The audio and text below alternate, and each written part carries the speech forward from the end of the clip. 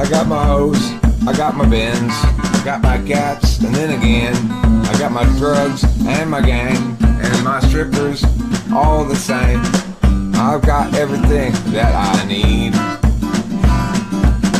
So I want to talk more about kind of how your cognition develops and changes and grows throughout entrepreneurial endeavors, and how having to force that long-term NI innovation, which is also NE, but it's like you have to focus on all of it to be able to really be successful long-term.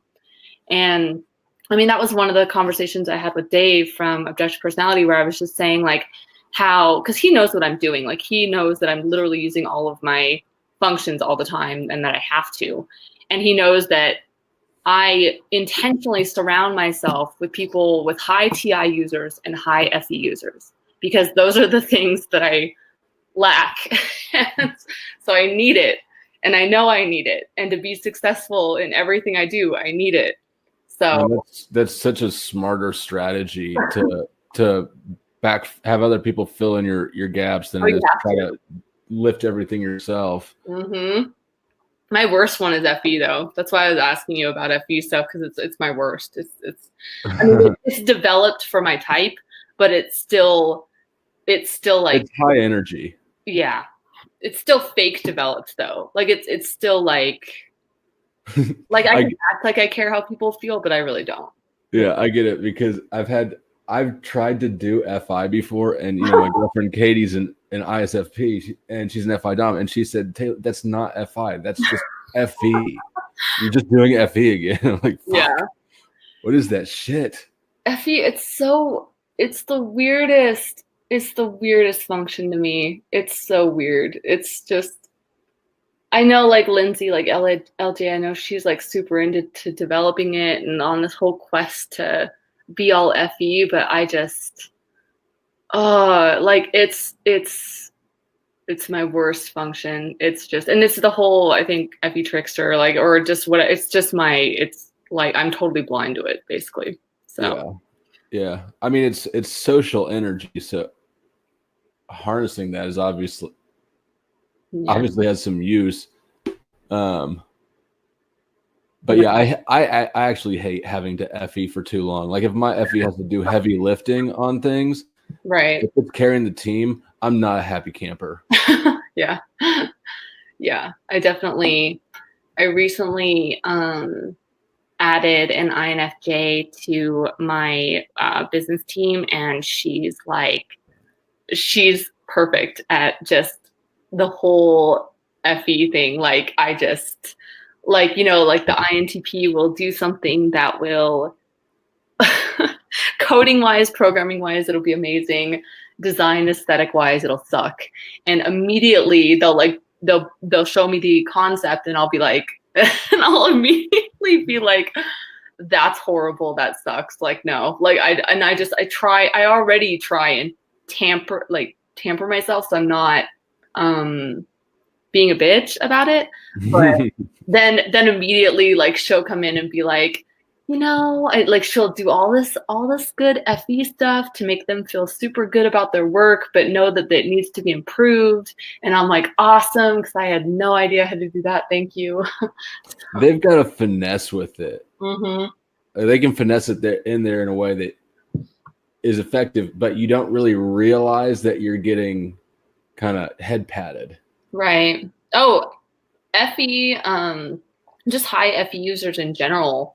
And I want to say like, oh, they're manipulative, and I don't mean that in a bad way, but it's just watching feeler conversations happen with like an INFJ and like an ENFP or something like that is the weirdest dynamic to me, because it's just this constant like emotional manipulative dance they're doing with each other, and it's so weird to me. I agree. It's absolutely strange. It's like eating only condiments for lunch or something. Yeah. I mean, it just, it's really strange to me, because I just like my BFF INFJ, she'll send me like these text messages that she'll have with other feelers because she likes other feelers. And so she will, and I'm just like, because my conversations with her, even though I'll discuss relationships,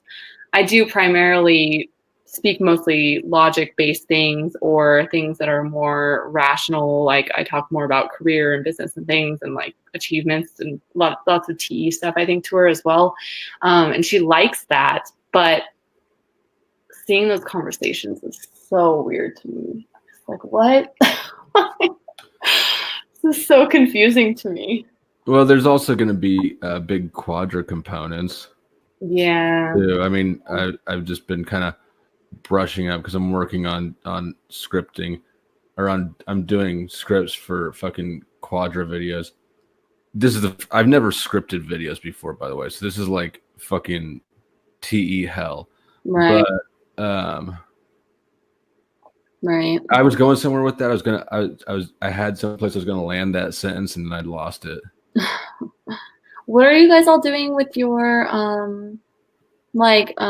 streaming things, like for the classes or whatever you guys are teaching? Oh, so we're Socionics?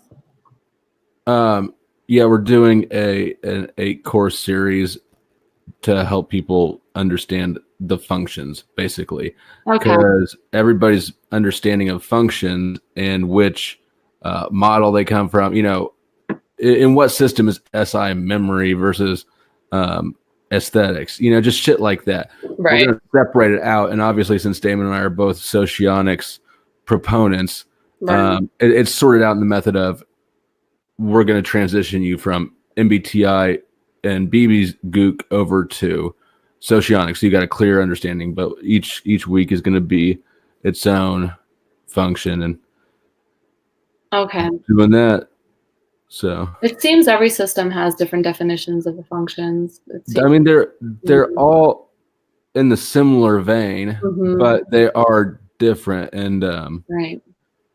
Particularly Socionics is clearly defined. Right. And so that's where separating out. I mean, MBTI doesn't technically have any theory. Right. Have its own theory. Right. So yeah, it is really interesting. Kind of, I tend to just like look at all the systems, go through my phases of going down different rabbit holes of what I'm studying or researching at that time, and then I end up just formulating what everything means to me. Right. Which I think is how people do, right? I think that's really how everybody probably does, if we're being honest. But I mean, I remember learning this shit for the first time, and at some point I realized I have Frankenstein knowledge of typology. Right. And then I had to kind of unlearn some things and unravel some things. It was a pain in the fucking ass. Right. And that was before C.S. Joseph was everybody's first introduction to this shit. He really just hijacked the SEO on that, as far as making sure that he was one of the first videos to kind of pop up in searches. And I know that he probably did that intentionally, but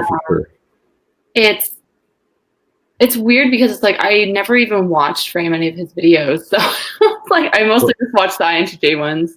Honestly, I mean, where this particular project came from is because I keep running into so many, you know, people who are just confused as fuck and frustrated about it because they don't know, you know, disillusioned C.S. Joseph fans. And